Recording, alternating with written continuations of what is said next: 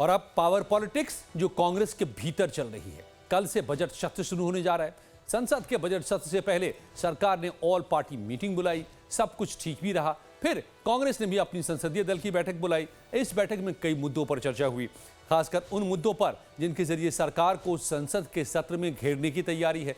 लेकिन विपक्ष सरकार को घेरे तो खुद की स्थिति जब सही हो तब शशि थरूर आते नहीं हैं। पार्टी में अंदरूनी लड़ाई जारी है। पार्टी छोड़कर लोग जाने को तैयार हैं। कुछ मजबूरी में पार्टी में है, कुछ की शिकायत आलाकमान से है, तो कुछ ने आलाकमान पर ही सवाल उठा रखे हैं। और इस समय इसका सबसे बड़ा उदाहरण है पूर्व कांग्रेस नेता शकील अहमद। शकील अहमद ने राहुल गांधी को सबसे डरपोक और असुरक्षित नेता कह दिया है, और यही शकील अहमद के लिए मुश्किलें खड़ी कर रहा है। इस स्थिति में राहुल गांधी भी फूंक फूंक कर कदम उठा रहे हैं। उधर पार्टी के और भी कई ऐसे कार्यकर्ता हैं जो शकील अहमद के बयान से नाराज हो उठे हैं। खामियाजा पूरी पार्टी को भुगतना पड़ रहा है। राहुल गांधी को राजनीतिक समझ के लिए घेरा जा रहा है, तो वहीं शकील अहमद बार बार अपनी जान पर खतरे की आशंका जता रहे हैं। इस बीच राहुल गांधी पर तीखे हमलों के बाद शकील अहमद की सुरक्षा बढ़ाई गई है। आज शकील अहमद ने अपने घर पर हमले की आशंका जताते हुए सुरक्षा की मांग की। इसे लेकर उन्होंने ट्वीट भी किया। फिर पटना पुलिस ने तुरंत कार्रवाई करते हुए उनके घर पर अतिरिक्त सुरक्षा बल को तैनात किया। असल में हुआ कुछ यूं कि शकील अहमद ने एक इंटरव्यू में राहुल गांधी के बारे में कह दिया था कि उनको कांग्रेस पार्टी के अंदर मजबूत और लोकप्रिय लीडरशिप पसंद नहीं है।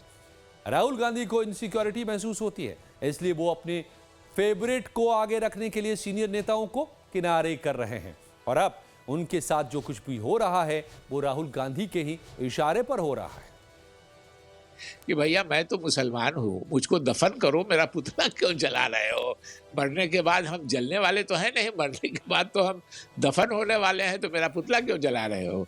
लेकिन बहरहाल उन्होंने माफ कीजिएगा ये फैसला किया, तो उसके लेकिन और पुतला ही नहीं जलाएंगे, ये भी लिखा है कि पुरजोर विरोध करना है। तो पुतला जलाने के बाद पुरजोर विरोध क्या होता है? वो वही था कि घर को तोड़ेंगे, ये करेंगे, अटैक करेंगे घर पे। तो मधुबनी में भी लोग पहुंच गए थे। रात मैंने मधुबनी एसपी को भी कह दिया था, और हमारे भी कुछ लोग उस घर पे पहुंच गए हैं। यहाँ भी प्रशासन के लोग आ गए हैं।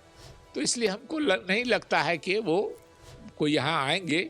लेकिन ये बहुत घटिया बात है। राहुल गांधी जी को सोचना चाहिए कि इस स्तर पे उतर के आप राष्ट्रीय नेता बनना चाहते हैं।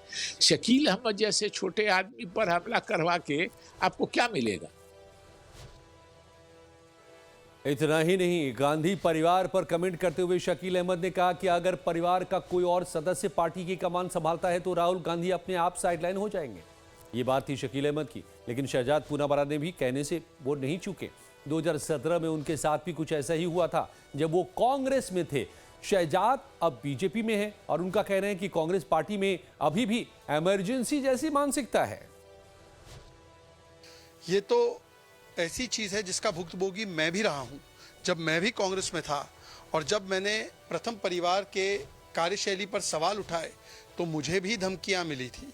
और कांग्रेस पार्टी जो भी व्यक्ति देश हित या राष्ट्र हित या पार्टी हित को परिवार हित के ऊपर रखता है उसके साथ ऐसा ही व्यवहार करती है, चाहे वो शशि थरूर हो, चाहे वो शकील अहमद हो।